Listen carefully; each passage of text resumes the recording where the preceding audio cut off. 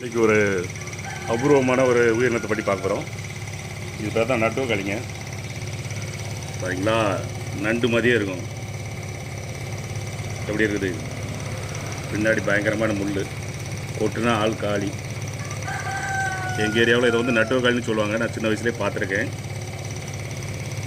பொதுவாக தண்ணீர் எங்கே தேங்குதோ அது பக்கத்தில் தான் இருக்கும். தண்ணீர் வாட கண்டவுடனே இது ஓடி வந்துடுவார் தலைவர். போட்டுச்சுன்னா ஆள் காலி, காப்பாற்ற முடியாதுன்னு சொல்லுவாங்க. சிலர் கொட்டுப்பட்டும் ஆஸ்பத்திரிக்கு சீக்கிரம் போனதெல்லாம் பிழைச்சிருக்காங்க.